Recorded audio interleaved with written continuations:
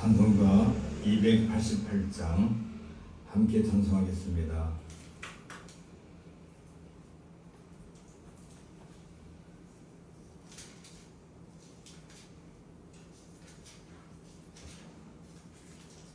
예수를 나의 구주 삼고 예수를 나의 구주 삼고 성령과 피로써 거듭나니 이 세상에서 내 영혼이 하늘의 영광 누리도다. 이것이 나의 간증이요 이것이 나의 찬송일세. 나 사는 동안 끊임없이 구주를 찬송하리로다. 온전히 주께 맡긴 내 영 사랑의 음성을 듣는 중에 천사들 왕래하는 것과 하늘의 영광 보리로다. 이것이 나의 간증이요 이것이 나의 찬송일세. 나 사는 동안 끊임없이 구주를 찬송하리로다. 주 안에 기쁨 누림으로 마음의 풍랑이 잔잔하니 세상과 나는 간 것 없고 부족한 주만 보이도다. 이것이 나의 간증이요 이것이 나의 찬송일세. 나 사는 동안 끊임없이 구주를 찬송하리로다.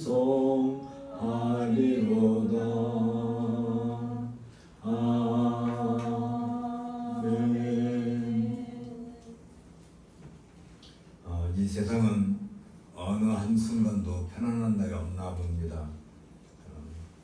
전쟁이 있는가 하면 또 태풍이 몰아치고 또 지진이 터지고 또 교통사고도 생기고 몰랐던 병도 생기고 또 전염병도 확산되고 언뜻 생각하면 참 세상은 살기 어려운 것이라고 여겨집니다. 그럼에도 불구하고 이런 여러 가지 어려운 여건 가운데서도 하나님께서는 자기 백성을 결코 놓치지 않으시고 잃어버리지 않으시고 또 때를 따라서 은혜 주시고 이끌어 주신 것을 우리는 감사해야 될 텐데요. 자꾸 잊어버려요. 내가 잘나서 내가 이렇게 세상에서 아주 뭐라고 해야 되나요? 수단이 좋아가지고 나는 아무 문제 없이 잘 살고 있는 것처럼 또 뭔가 일이 잘못되면 이게 무슨 내가 잘못한 게 아니고 세상이 악해서 그런 거라고 그런 핑계대기가 쉽고 지금 우크라이나 러시아 전쟁도 4년째 계속되고 있고 또 이스라엘 주변 나라들과의 전쟁도 벌써 1년이 다 돼가고 있는데 또 최근에 이란과의 또 전쟁도 그렇고요. 우리나라도 이런 위험에서 결코 안심할 수 없는 것을 마음에 담고 우리가 매 주일마다 이렇게 주님 앞에 나올 수 있다는 것부터가 어떻게 보면 남들에게 주어지지 않은 복을 또 우리가 누리고 있지 않나 그런 감사하는 마음이 들게 됩니다. 이전에도 마음을 가다듬고 묵상기도 하고 예배 시작하겠습니다.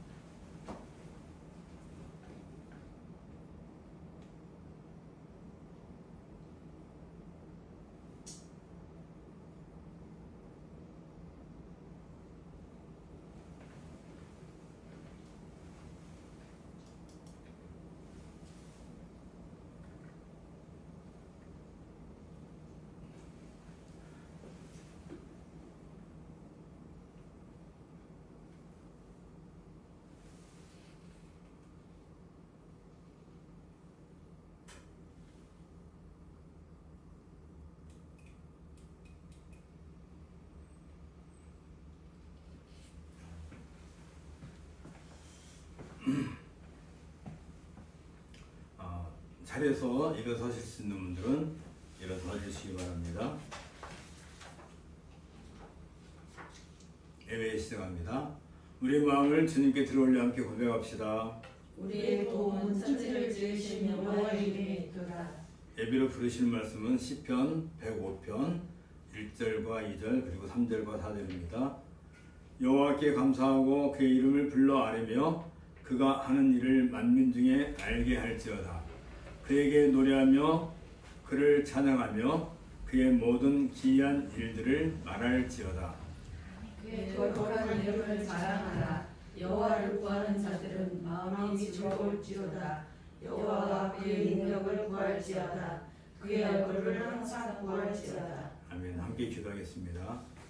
거룩하시고 자비로우신 하나님, 영원부터 스스로 계시며 우리를 창조하시고 구속하시는 주님을 찬양합니다. 오늘도 주님의 은혜의 보좌 앞에 나오게 하심을 감사드리며 우리를 예수 그리스도와 함께 죽고 함께 살아나게 하신 그 놀라운 구속의 신비를 인하여 주님을 경배합니다. 우리는 본래 죄의 종이었고 허물과 죄로 죽어 있었으나 그리스도 예수 안에서 은혜로 말미암아 새로운 피조물이 되었습니다. 이는 전적으로 주님의 주권적인 은혜이며 그리스도와의 연합 속에서 죄에 대하여는 죽고 하나님께 대하여는 살아있는 자가 되었기 때문입니다. 우리 안에 역사하시며 거룩함을 이루어 가시는 주님의 사역을 찬양합니다. 이제 우리는 죄가 아닌 의의 종으로 부름을 받았고 이 부르심은 결코 우리 자신에게서 난 것이 아니요 주님의 선택과 성령의 능력에 기인한 것입니다. 우리는 세례를 통해 그리스도의 죽으심에 참여하였고 이는 더 이상 죄 아래 있지 아니하고 은혜 아래 있는 존재로 살아가게 하시려는 은혜의 언약입니다. 이제 우리 삶은 오직 주님의 영광을 위하여 드려지는 산 제사이며 날마다 자기를 부인하고 주를 따르는 성도의 길을 가게 하심을 감사드립니다. 이 시간 주의 성령께서 우리의 마음을 주장하시고 말씀과 기도를 통하여 우리를 거룩한 백성으로 빚으시며 예배 가운데 주님의 은혜를 풍성히 누리게 하옵소서. 이 시간에도 너희 이름이 하늘에 기록된 것으로 기뻐하라. 나는 우리 주 예수 그리스도의 약속을 굳게 의지하며 삼일째 하나님께 나아갑니다. 은혜 받을 자들에게 은혜를 주옵소서. 우리 주 예수 그리스도 이름으로 기도합니다.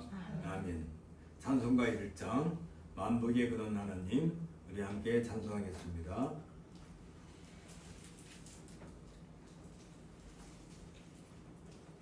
만복의 근원 하나님,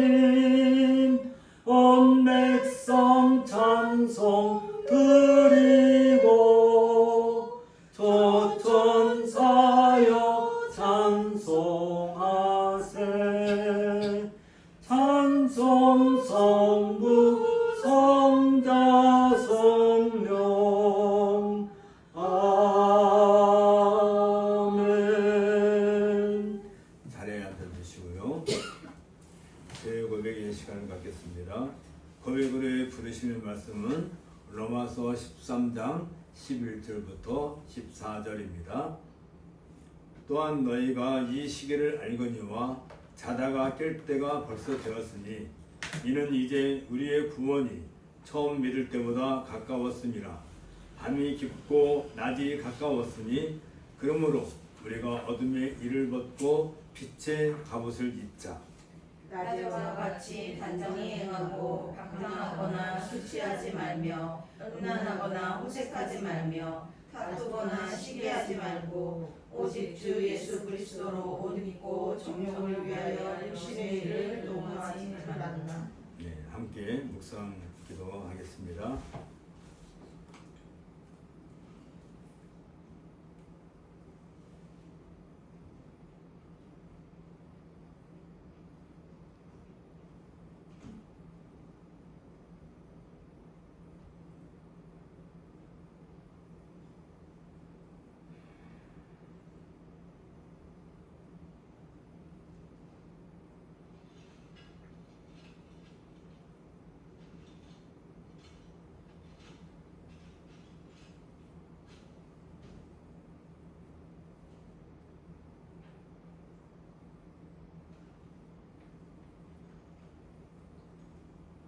사면과 믿음의 응답의 말씀은 이사야 55장 6절과 7절 그리고 8절과 9절입니다.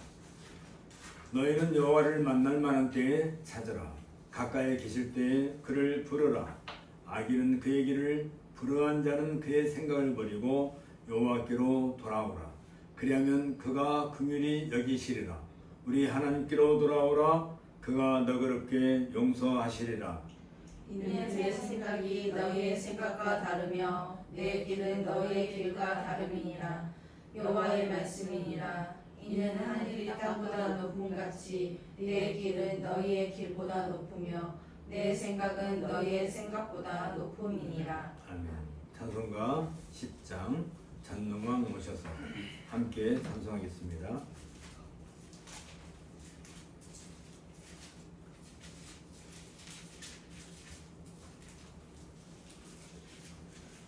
찬송가 10장입니다.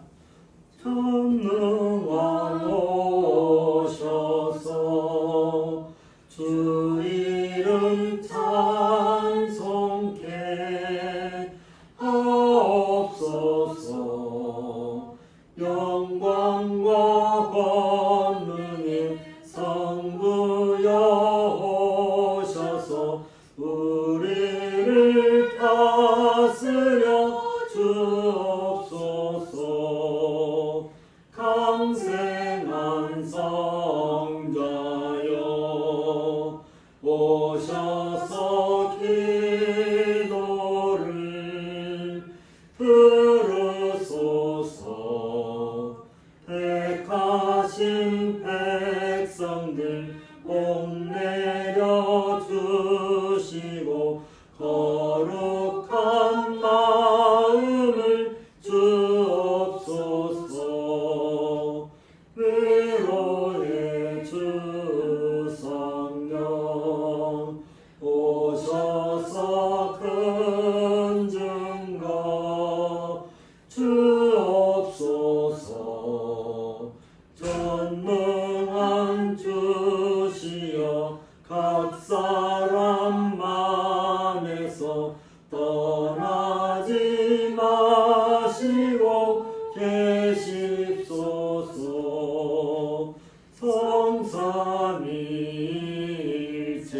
성삼일체께 한없는 찬송을 드립니다. 존귀한 주님을 영광 중 배웠고 영원히 모시게 하옵소서. 아멘. 오늘 우리가 함께 읽을 성경은 열왕기 하 4장 21절부터입니다.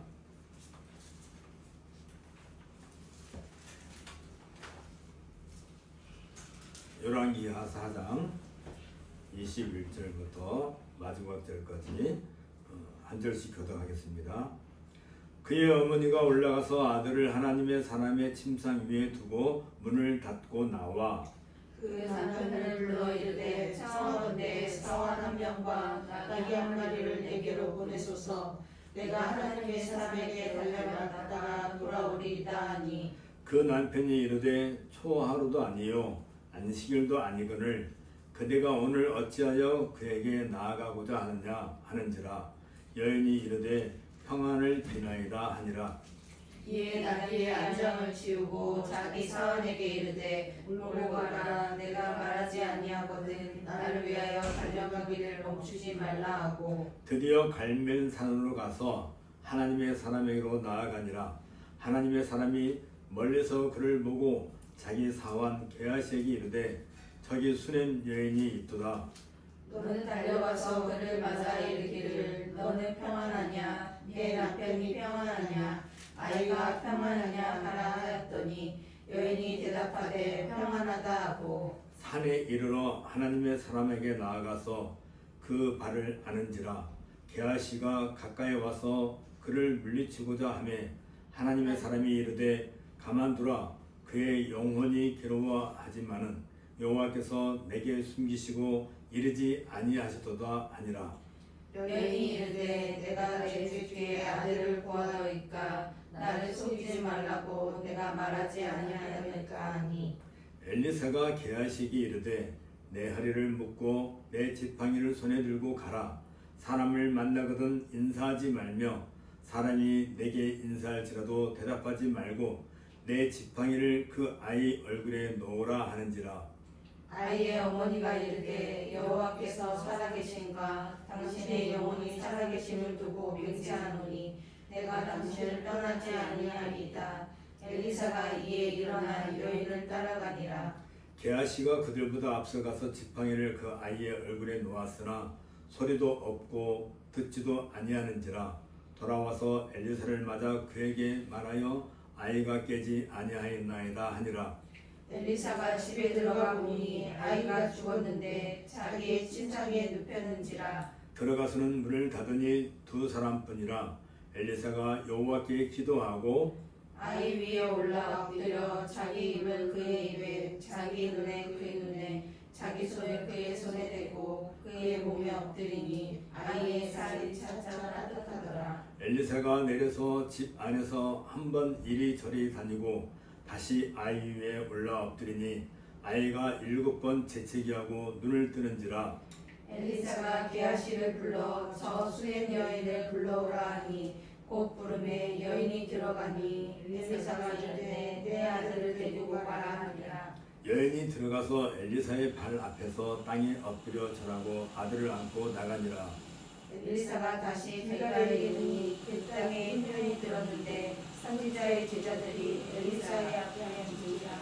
엘리사가 자기 사원에게 이르되 큰 숫을 걸고 선지자의 제자들을 위하여 물을 끓이라 하니 한 사람이 채소를 캐러 들에 가서 들포도 덩굴을 만나 그것에서 들호박을 따서 옷자락에 저어가지고 돌아와 썰어 국 끓이는 솥에 넣되 그들은 무엇인지 알지 못한지라. 이에 퍼다가 무리에게 주어 먹게 하였더니 무리가 국을 먹다가 그들이 외쳐 이르되 하나님의 사람이여 솥에 죽의 국이 있나이다 하고 능히 먹지 못한지라. 엘리사가 이르되 그러면 가루를 가져오라 하여 솥에 던지고 이르되 퍼다가 무리에게 주어 먹게 하라 하매 이에 솥 가운데 독이 없어지니라. 한 사람이 바알 살리사에서부터 사서 처음 만든 떡, 곧 돌떡 20개와 또 자루에 담은 채소를 하나님의 사람에게 드린지라. 그가 이르되 우리에게 주어 먹게 하라. 그 사환이 이르되 내가 어찌 이것을 100명에게 주겠나이까 하니 엘리사는 또 이르되 무리에게 주어 먹게 하라. 여호와의 말씀이 그들이 먹고 남으리라 하셨느니라. 그가 그들 앞에 주었더니 여호와께서 말씀하신 대로 먹고 남았더라. 이는 주님의 말씀입니다. 하나님께 감사를 드립니다. 찬송가 68장 오 하나님 우리의 창조주시니 함께 찬송하겠습니다.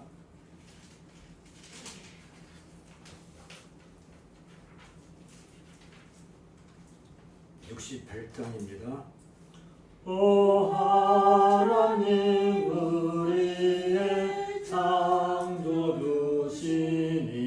내 주님께 귀한 것들이니라 내 주께만 엎드려 경배드리며 내 주의 이름 높이 찬양하네.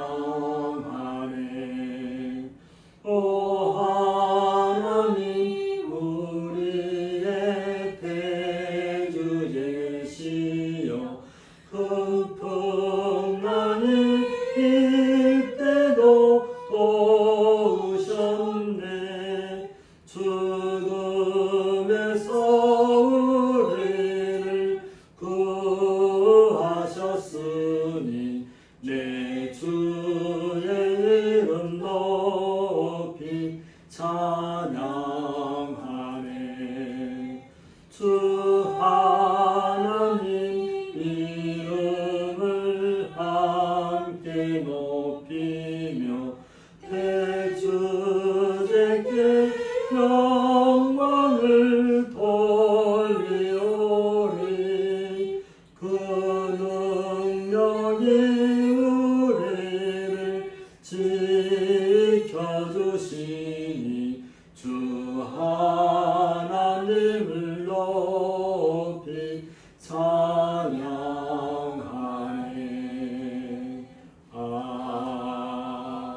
아멘. 우리 함께 기도하겠습니다. 영광의 하나님, 참성과 존귀와 권세를 받으시기에 합당하신 아버지를 찬양하며 경배합니다. 주께서 홀로 만물을 창조하셨고 그 뜻대로 존재하게 하셨사오니 하늘과 땅에 충만한 주의 영광을 인하여 감사를 드립니다. 주의 이름은 모든 나라 위에 높으시며 주의 권능은 우주를 다스리십니다. 우리가 주의 영광을 알고 그 광채를 바라보며 살아갈 수 있게 하심은 오직 주의 은혜입니다. 주의 걸어가신 뜻과 공의로우신 통치는 완전하며 우리의 찬양은 결코 그 영광에 미치지 못하오나 그리스도 안에서 드리는 우리의 예배를 기쁘게 받으시옵소서. 주의 영광을 위하여 지음을 받아 구속받은 우리로 하여금 날마다 주께 순종하며 주의 이름을 영원하게 하는 성도들이 되게 하옵소서. 우리 주 예수 그리스도의 구속의 은혜를 인하여 감사와 찬송을 드립니다. 우리는 본래 죄와 사망의 종이었으나 그리스도께서 우리를 대신하여 율법 아래 나시고 십자가에서 피 흘려 죽으심으로 완전한 속죄를 이루셨습니다. 그의 의로우심과 순종이 우리의 것이 되어 우리는 믿음으로 의롭다 하심을 받고 하나님의 자녀가 되었습니다. 주의 사랑의 절정인 십자가를 통하여 우리는 더 이상 정죄함이 없고 참 자유를 누리게 되었습니다.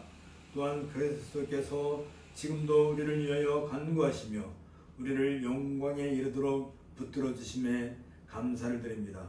이 놀라운 은혜를 인하여 우리로 하여금 날마다 그리스도의 공로를 의지하고 감사와 순종하는 마음으로 살아가게 하옵소서. 거룩하시고 자비로우신 하나님 아버지, 주 앞에 나와 우리의 죄악을 진심으로 고백하오니 우리를 불쌍히 여기시고 그리스도의 공로로 용서하여 주옵소서. 우리는 그리스도와 연합하여 죄에 대해 죽은 자들이지만 여전히 우리의 육체 안에 남아있는 죄성과 정욕을 따라 살며 주의 뜻을 거슬렸나이다. 우리는 날마다 자아를 죽이고 그리스도 안에서 새로운 생명으로 살아야 함에도 불구하고 안일함과 자기중심적인 삶을 따르며 주의 영광을 가려웠나이다. 주님의 고난에 동참하기보다 죄의 유혹을 기꺼이 받아들였고 성령의 인도하심을 거역하며 마음이 완악해졌나이다. 우리의 죄를 기억하지 마시고 오직 그리스도의 죽으심과 부활에 근거하여 우리를 의롭다 하시며 성령으로 날마다 우리를 새롭게 하시고 죄의 세력을 점점 죽이며 의에 대하여 살아가게 하옵소서. 우리를 긍휼히 여기시고 날마다 우리의 삶 속에서 우리 자신의 욕망을 죽이고 하나님의 뜻을 따라 살아가는 싸움에서 승리하는 삶을 살 수 있도록 인도하여 주옵소서. 자비로우신 하나님, 온 세상은 여전히 사람의 정욕을 따라 행하며 하나님의 뜻을 무시한 채 방황하고 있사오니 긍휼을 베푸시어 이 시대를 향해 구원의 빛을 비추어 주옵소서. 복음의 빛을 온 열방 가운데 비추사 그리스도의 고난과 부활의 능력을 알게 하시며 성령의 역사로 죽은 자들을 살리시고 하나님의 뜻을 따라 거룩한 삶을 사는 백성으로 세워 주옵소서. 주께서 택하신 자들을 부르시고 충성케 하시는 은혜의 도구로 교회를 사용하시며 모든 나라와 민족이 예수 그리스도를 주로 고백하게 하옵소서. 특별히 우리로 하여금 이 땅에 남겨진 날 동안 정욕을 따르지 않고 오직 주의 뜻을 이루는 삶을 살게 하옵소서. 전능하신 하나님 아버지, 오늘의 대한민국은 분열과 갈등, 진리의 부재와 도덕적 혼란 가운데 있으며 물질주의와 자기중심적 가치가 정의와 공의를 압도하고 있습니다. 우리나라를 향해 긍휼을 베풀어 주옵소서. 주께 속한 성도들이 시대의 징조를 분별하며 말씀과 기도로 깨어 살게 하시고 정의를 사랑하며 겸손히 주와 동행하게 하옵소서. 정부와 지도자들에게는 진리와 공의를 행할 책임이 있사오니 주의 백성을 위해 정의롭게 다스리며 모든 불의와 부정을 멀리하게 하옵소서. 이 땅의 교회들이 세상의 빛과 소금으로 우뚝 서 있게 하시고 거룩과 진리로 이 나라와 백성들을 섬기며 예언자적 목소리로 바른 길을 제시하는 제사장적인 사명을 충실하게 수행할 수 있도록 은혜를 주옵소서. 주의 뜻이 하늘에서와 같이 이 땅에서도 이루어지기를 간절히 간구하며 우리 주 예수 그리스도 이름으로 기도합니다. 아멘. 공동서신 강의 계속해서 진행하겠습니다. 오늘은 베드로전서 4장 1절부터 6절 있는 말씀을 본문으로 하고 그동안 우리가 계속해서 다루고 있는 세상에서 거룩한 삶을 살아가는 교회의 특성에 대해서 계속해서 생각해 보도록 하겠습니다. 먼저 본문을 읽겠습니다. 그리스도께서 이미 육체의 고난을 받으셨으니 너희도 같은 마음으로 갑옷을 삼으라. 이는 육체의 고난을 받은 자는 죄를 그쳤음이니 그 후로는 다시 사람의 정욕을 따르지 않고 하나님의 뜻을 따라 육체의 남은 때를 살게 하려 함이라. 너희가 음란과 정욕과 술취함과 방탕과 향락과 무법한 우상 숭배를 하여 이방인의 뜻을 따라 행한 것은 지령한 대로 족하도다. 이러므로 너희가 그들과 함께 그런 극한 방탕에 다름질하지 아니하는 것을 그들이 이상히 여겨 비방하나 그들이 산자와 죽은 자를 심판하기로 예비하신 이에게 사실대로 고하리라. 이를 위하여 죽은 자들에게도 복음이 전파되었으니 이는 육체로는 사람으로 심판을 받으나 영으로는 하나님을 따라 살게 하려 함이라. 아멘.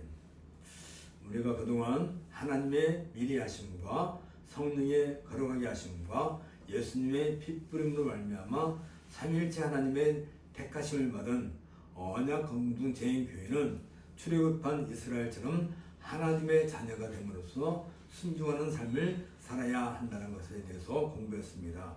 왜냐하면 성도들의 특성으로 제시된 순종하는 삶은 아버지로부터 온 새로운 성품과 아들로부터 온 새로운 생명과 함께 역사하시는 성령의 역사로 말미암는 새로운 삶의 방식이기 때문입니다.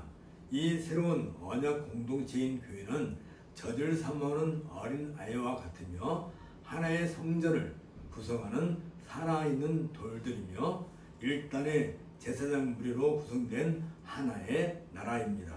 때문에 언약 공동체인 교회는 그리스도께서 인내로 고난을 당하신 그 모범을 따라 살아감으로써 하나님의 영광을 나타내어야 하는 것입니다.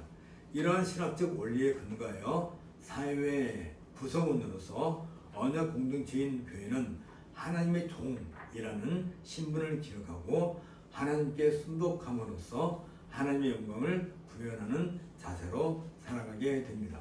이런 점에서 베드로는 성도들에게 베드로전서 2장 11절에서 사랑하는 자들아 나그네와 행인 같은 너희를 권하노니 영혼을 거스려 싸우는 육체의 정욕을 제어하라 라고 권면한 바 있습니다. 이 권면에 따라서 성도들은 권세자들이나 상전들에게 순복함으로써 성도들 자신의 영광이 아니라 하나님의 영광을 이 땅에서 구현해야 하는 것입니다. 그리고 언약 공동체인 교회 안에서 아내는 남편에게 순복하고 남편은 아내를 존경함으로써 육체의 정욕을 제어해야 합니다. 왜냐하면 남편과 아내가 피차 화평을 유지함으로써 그들이 서로 한 마음으로 하나님께 기도하기 위함입니다. 아울러 교회는 같은 마음을 가지고 서로의 감정을 공유하며 형제를 사랑하고 서로 불쌍히 여기며 겸손한 자세를 돈독히 함으로써 교회를 핍박하는 자들에 대하여 악을 악으로 욕을 욕으로 갚지 말고 도리어 복을 빌어주는 자세로 이 땅에서 살아가야 합니다. 이것은 교회가 하나님으로부터 은혜를 받았다는 사실에 근거하고 있습니다.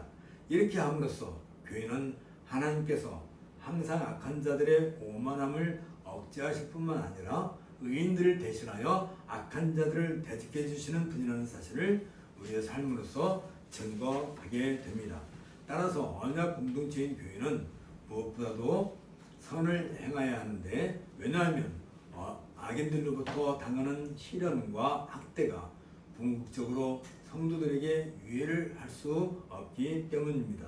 오히려 선을 행하는 성도들이 고난을 받는다는 것은 그들이 의를 위하여 고난받는 복 있는 자들이라는 사실을 증거하는 확고한 증표가 되는 것입니다. 그 결과 성도들은 선한 양심을 지키게 되며 그들을 비방하는 이들을 부끄럽게 만들게 되는 것입니다. 이러한 성도들의 행실은 십자가의 고난을 당하심으로 본을 보여주신 그리스도의 모범을 통해 이미 제시되었습니다. 아울러 성도들은 의를 위해 고난을 받음으로써 그들이 그리스도께 속해 있음을 확신하게 됩니다. 그럴 때 부활하시어 영광 중에 계신 그리스도와 더불어 성도들은 영원한 영광에 이르게 되는 약속을 바라보며 위로를 받게 됩니다. 그러므로 언약 공동체인 교회는 더 이상 고난을 두려워할 이유가 없다고 합니다. 이상의 논증을 거쳐서 베드로는 이제 4장에 들어와서 성도들이 이 세상에서 겪고 있는 고난에 대해 어떻게 대처할 것인가를 우리에게 제시해주고 있습니다. 성도들이 하나님의 종으로서 선을 행함으로 인해 받는 고난을 과거에 살았던 부도덕한 삶보다 더 유익한 것으로 여기도록 격려하면서 이러한 고난을 통해 의를 증거하는 증인이 되라고 권면하고 있습니다.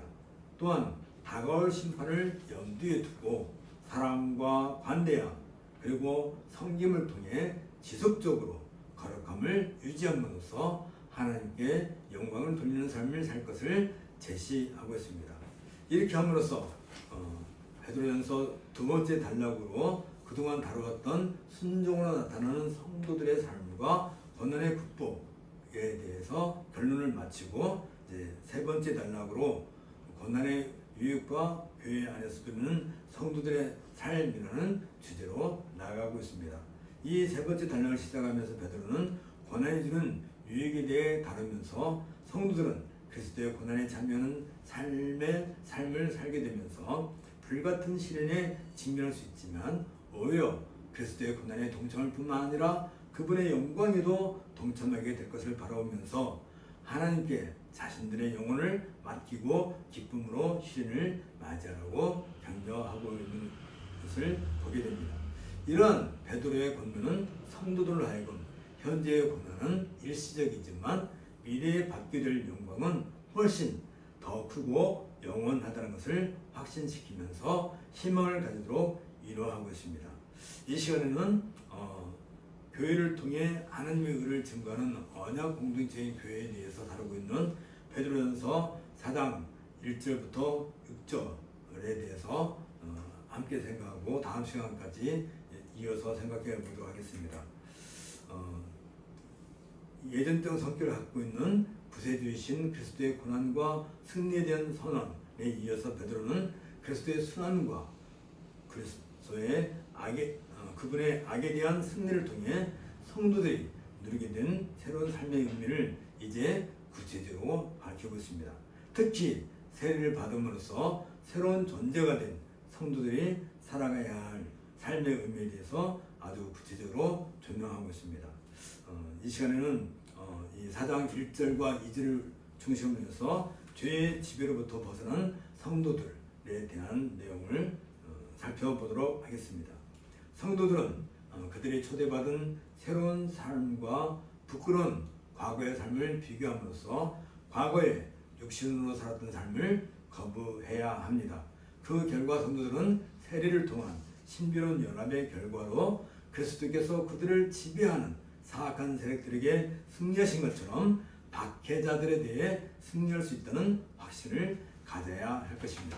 이런 의미에서 베드로는 그리스도께서 이미 육체의 고난을 받으셨으니 너희도 같은 마음으로 갑옷을 삼으라. 이런 육체의 고난을 받은 자가 죄를 그쳤음이니 그 후로는 다시 사람의 정욕을 좇지 않고 오직 하나님의 뜻을 쫓아 육체의 남은 들을 살게 하려 함이라 라고 성도들을 격려하고 있습니다.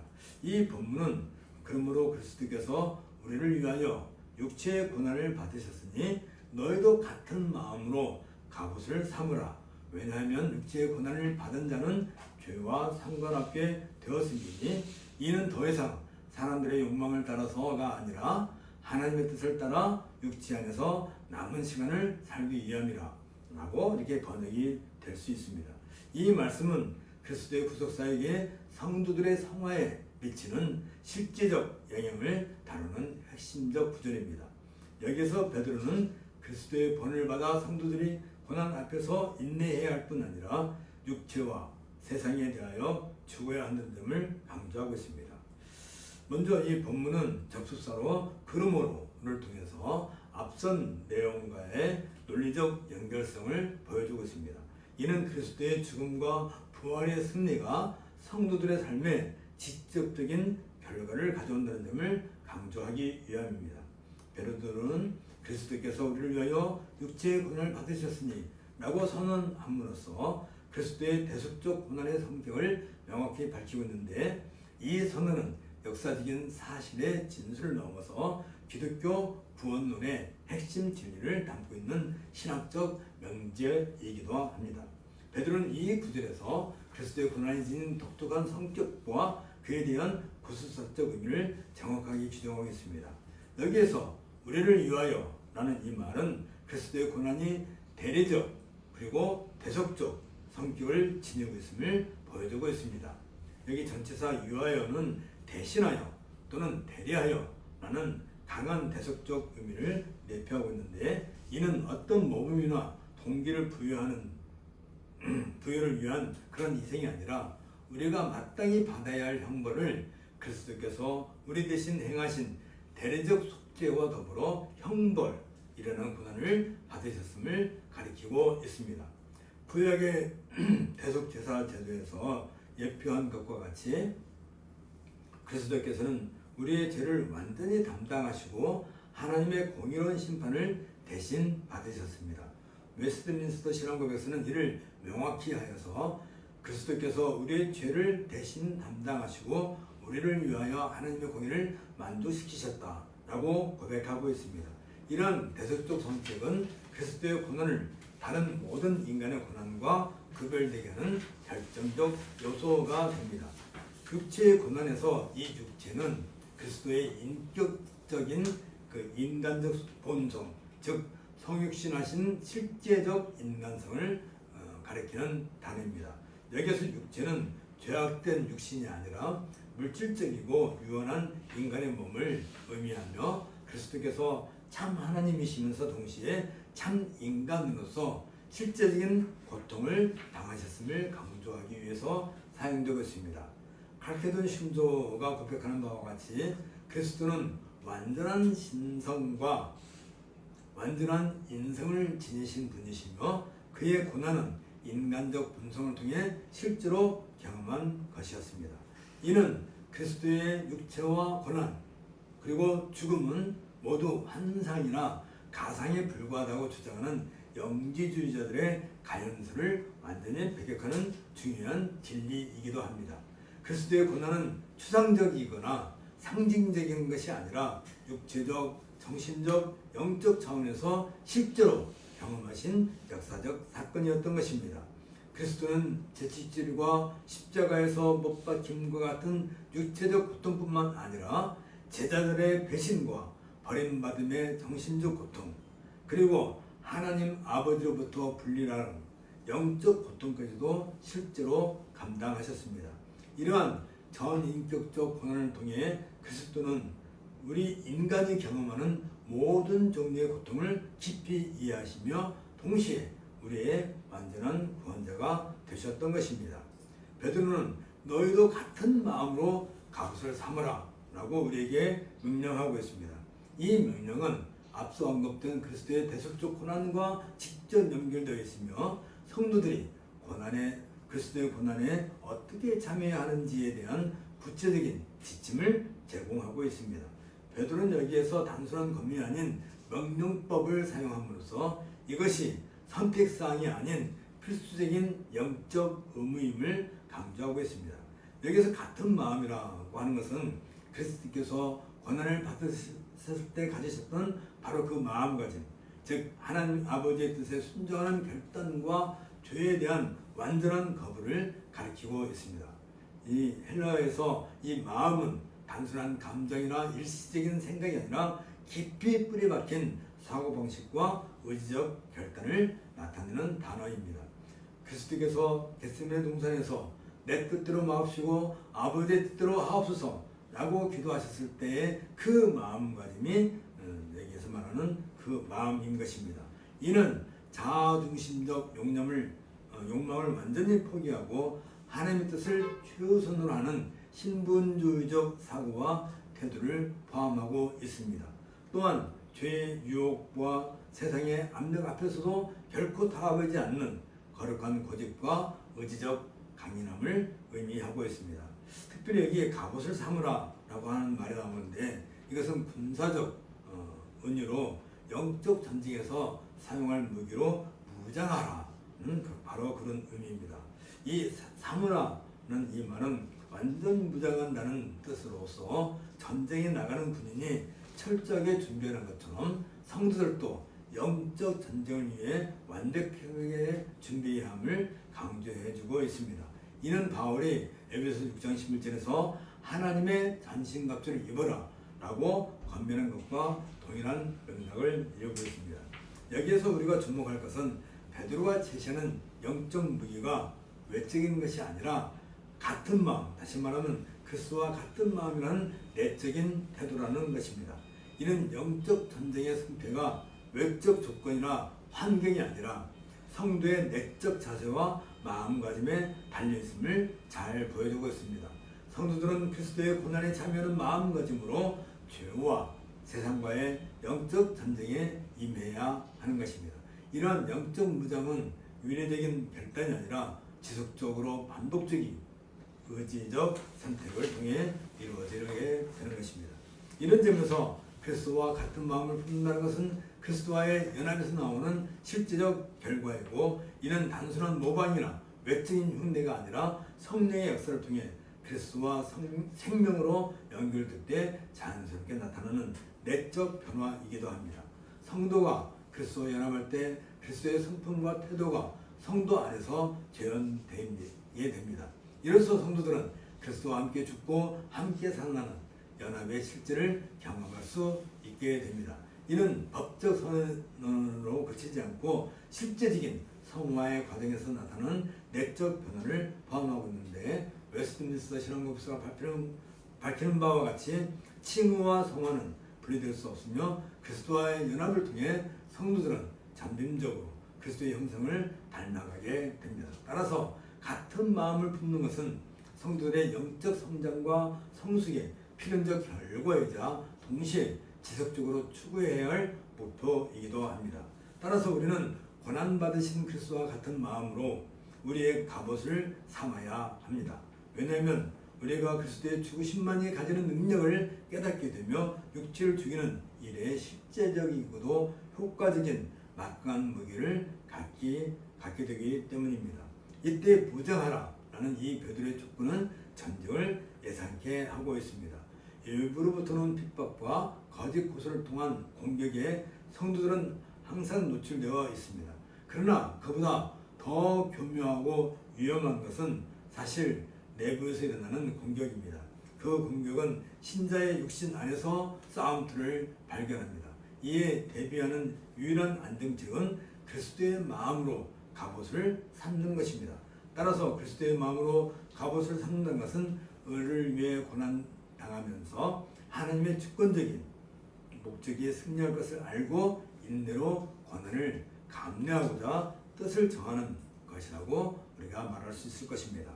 그리스도와 연합한 상태를 가리켜 베드로는 육체의 고난을 받은 자는 죄와 상관없게 되었음이니 라고 여기에서 설명하고 있는데, 이 구절은 기독교 성화론의 핵심을 담고 있는 중요한 신학적 명제로서 그리스도의 연합이 성도의 실존적 변화에 미치는 영향을 명확히 보여주고 있습니다. 그러나 이 구절은 해석상 신중한 접근이 필요한데, 이는 완전주의적 해석의 위험을 내포하고 있기 때문입니다. 만일 이 구절을 피상적으로 해석한다면 성도가 이 땅에서 죄로부터 완전히 해방될 수 있다는 잘못된 결론에 이를 수 있게 됩니다. 이는 성경 전체의 가르침과 모순되는 내용입니다. 여기에서 고난을 받은 자란 이 단어는 육체적 고통을 경험한 사람들을 가리키는 것이 아니라 그리스도의 고난에 참여하는 방식으로 고난을 받는 자를 가리키는 것입니다. 여기 헬라어 완료분사로서 고난받음이라는 이 단어는 과거에 일어난 사건이 현재까지 지속적인 영향을 미치고 있음을 나타내는 단어인데, 이는 그리스도와의 연합을 통해 한 번 일어난 영적 변화가 끊임없이 지속적으로 성도들의 삶에 영향을 미치고 있음을 의미하고 있습니다. 이것은 죄에 대해 죽고 의에 대해 사는 영적 변화를 수반하는 고난이기도 합니다. 따라서 이 고난은 단순한 육체적 고통이 아니라 자아중심적 삶의 방식을 포기하고 그리스도 중심적 삶의 방식을 선택하는 것에서 오는 영적인 고난을 가리킨다고 할 것입니다.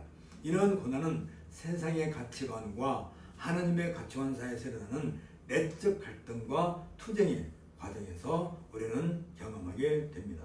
이처럼 그리스도와 연합된 성도들의 상태를 가리켜서 죄와 상관없게 되었다라고 베드로는 정하고 있는데, 이때 상관없게 되었다는 말은 그친다, 중단하다라는 그런 의미로서 죄의 지배권에서 벗어나는 것을 의미합니다.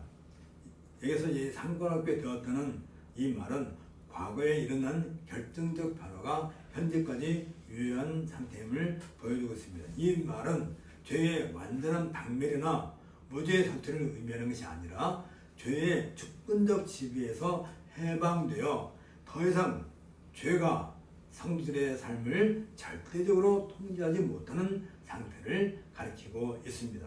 다시 말하면 성도들은 여전히 죄와 싸워야 하지만 그 싸움에서 결정적인 패배가 확정된 것이 아니라 승리할 수 있는 능력과 권세를 부여받는 상태라는 것을 의미합니다.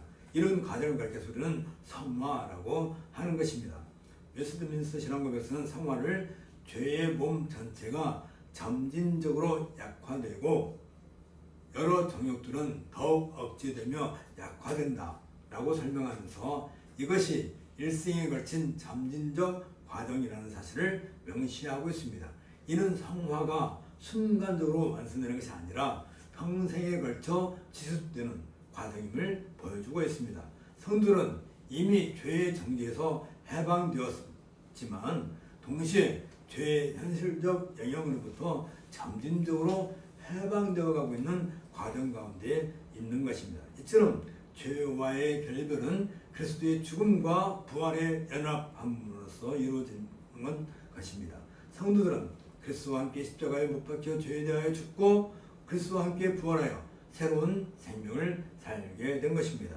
이러한 연합의 실제는 성도들로 하여금 죄의 유혹에 대해 아니요 라고 말할 수 있는 능력을 제공하고 있으며 동시에 어려운 삶을 향한 적극적인 열망과 능력을 부여하고 있습니다. 그리스도의 죽으심에 대해 성경은 우리의 죄로 말미암아 흠 없는 그리스도를 회방하고 그에게 고통을 주었으며 옛사람이 우리 안에서 죽어 소멸됨으로써 우리가 신령한 새 생명으로 거듭나게 되었다는 두 가지 사실을 밝히고 있습니다. 사실 그리스도의 고난은 단순히 우리의 모범으로 간주되어 육체의 보행에 대한 우리의 관심에 대한 것이 아니라 실질적으로 그의 죽으심과 유사하게 우리의 육체를 십자가에 못 박는 일이 우리 안에서 효력을 발생하게 합니다. 이때 성도들에게 있어서 그리스도의 고난은 매일의 삶에서 죄를 물리치는 실질적인 능력으로 나타나게 되는 것입니다. 이와 관련해 베드로는 그 후로는 다시 사람의 정욕을 따라 하지 않고 오직 하나님의 뜻을 따라 육체 안에서 남은 때를 살게 하려 함이라 라고 이렇게 정의하면서 성화의 궁극적 목적을 제시해주고 있습니다. 이 구절은 새롭게 부름받은 성도들에게서 찾을 수 있는 삶의 근본적 변화를 보여주고 있는데 성화의 소극적인 측면, 다시 말하면 죄에서 떠나는 그 모습과 적극적인 측면, 하나님의 뜻을 행하는 모습을 동시에 담고 있습니다. 먼저 소극적인 측면으로서 사람의 정욕과 관련된 것으로서 사람의 정욕은 타락한 인간 본성에서 나오는 모든 죄악된 욕망을 총체적으로 가리키고 있는데 이것은 단순히 육체적 욕구에 국한되지 않고 하나님을 거역하는 인간의 전 인격적인 성향을 모두 포함하고 있습니다. 바울은 이를 육체의 소욕이라고 표현하는데 이것이 성령과 근본적으로 대립한다고 설명한 바 있습니다. 이런 정욕은 자아중심적 욕망, 세상적인 가치 추구, 하나님의 권위에 대한 반항 등 다양한 형태로 나타납니다. 반면에 적극적인 측면으로서 하나님의 뜻을 따라 살아가는 것은 성화의 궁극적 목표이자 방향이 될 것입니다. 하나님의 뜻은 계시된 말씀 안에서 구체적으로 나타나게 되며 성령의 내적 적용을 통해서 개별 상황에 적용되게 됩니다.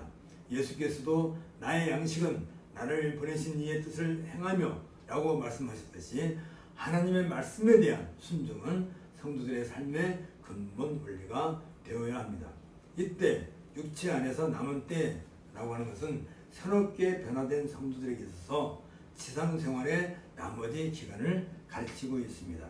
이는 성화가 이 생애에서 완성되지 않으며 지속적인 영적 성장이 필요하다는 사실을 보여주고 있습니다.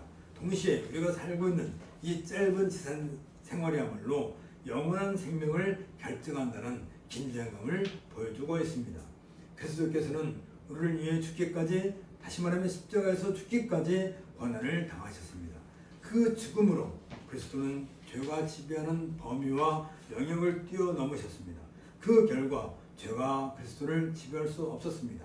마찬가지로 신자는 단호한 마음으로 날마다 십자가를 적용하고 새 생명 가운데서 살아야 합니다.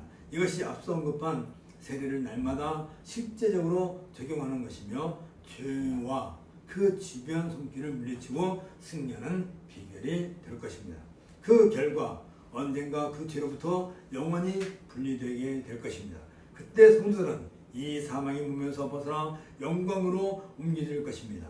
현재 우리가 입고 있는 이 사망의 몸은 육체적인 죽음이 아니라 법적이고 실제적인 죽음이 분명합니다. 그러나 그 죽음은 우리가 그리스도와 함께 십자가에 못 박힌 그 죽음이기도 한 것입니다.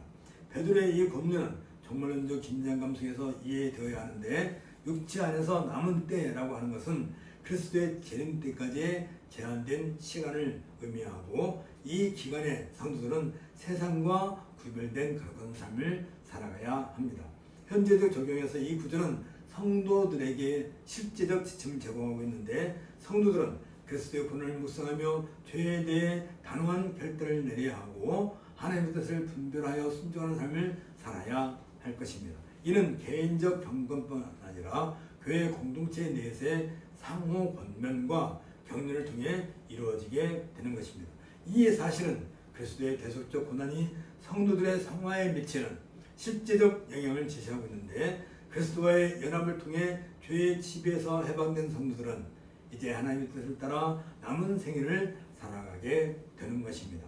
이는 개혁주의 성화론의 핵심으로서 칭의와 성화의 불가분성, 다시 말하면 그리스도와의 연합, 점진적 성화, 성도의 능동적 참여를 모두 포함하고 있습니다. 성도들은 이 진리를 붙들고 세상의 정욕을 버리고 하나님의 뜻 안에서 거룩한 삶을 추구하게 합니다. 이제 더 이상 성도들에게 있어서 정욕은 정복의 대상이 아닙니다. 성도들의 정욕은 그리스도의 십자가와 함께 못 박혔기 때문에 더 이상 사람의 정욕에 의해 우리 성도들은 지배를 받지 않습니다. 오히려 성도들은 불신자들처럼 죄를 범하기보다는 차라리 그리스도의 눈에서 고난받기를 좋아하고 또한 주님을 부인하기보다는 차라리 죽음을 선택하게 될 것입니다.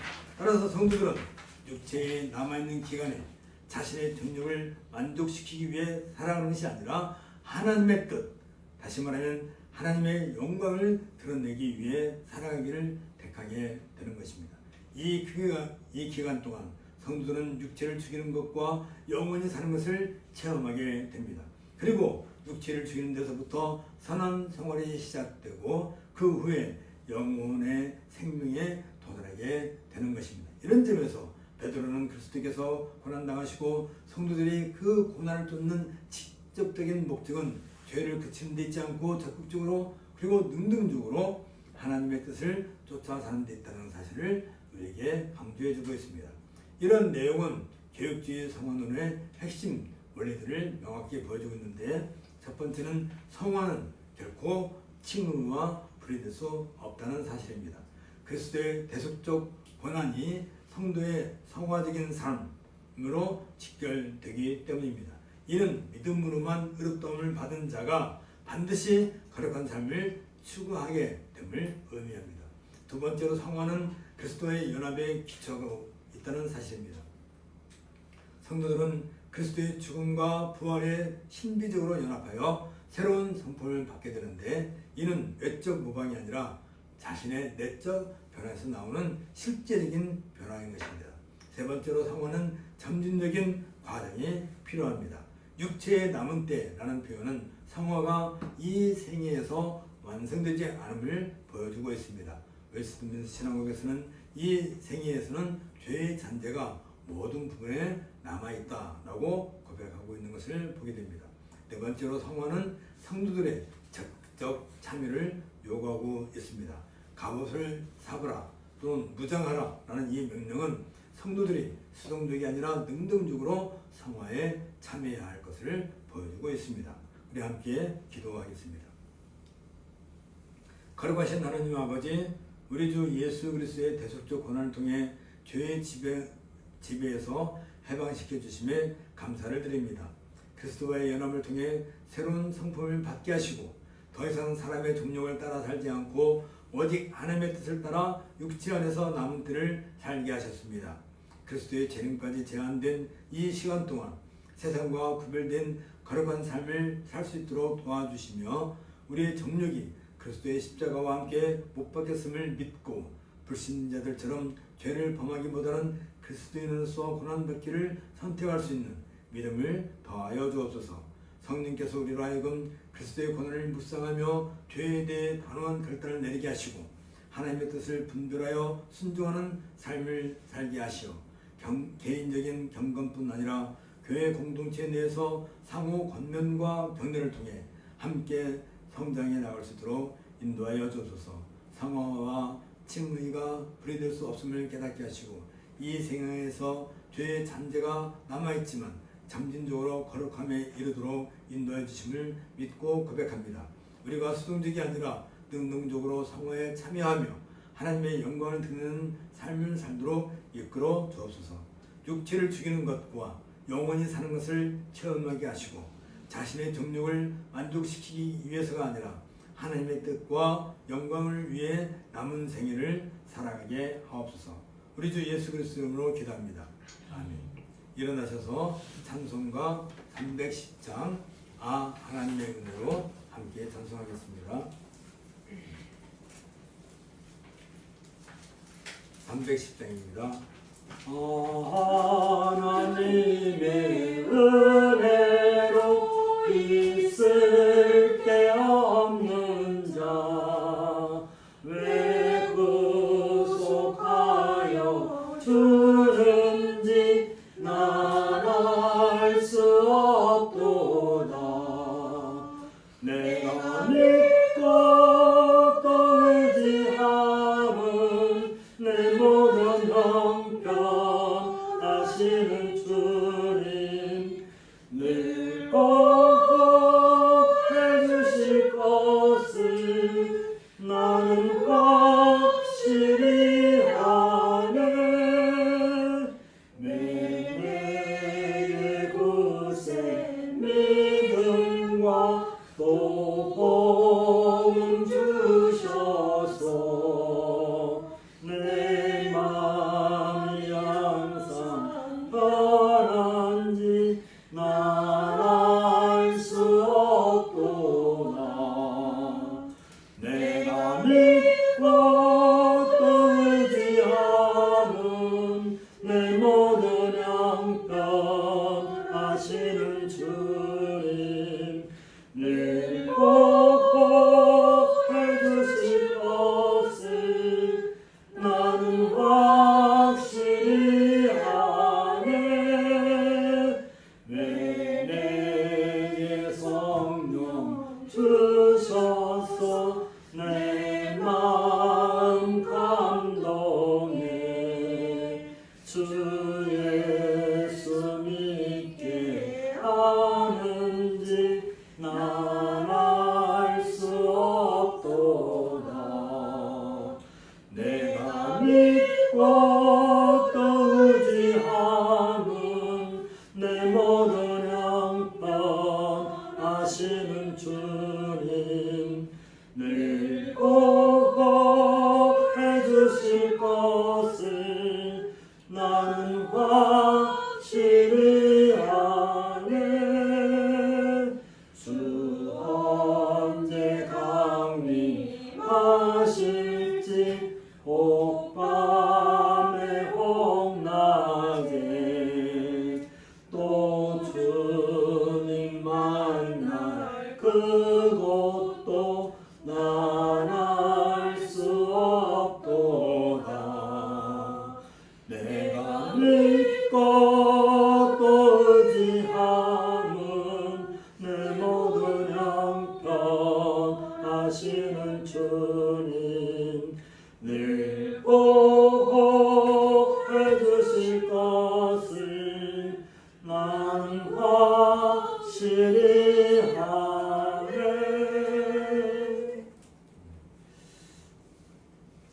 주 예수 그리스도의 은혜와 하나님의 사랑과 성령의 교통하심이 너희 무리와 함께 있을지어다. 아멘. 삼성가 3장 성부 성자 성령 함께 전송하겠습니다.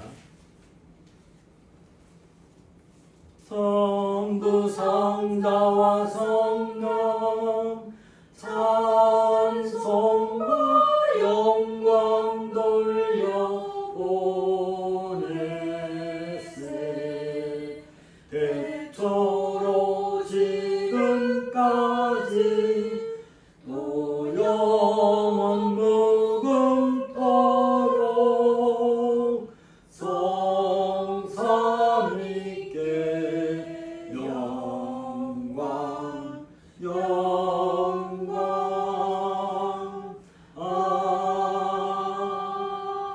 아멘. 묵상 기도하고 예배 마치도록 하겠습니다.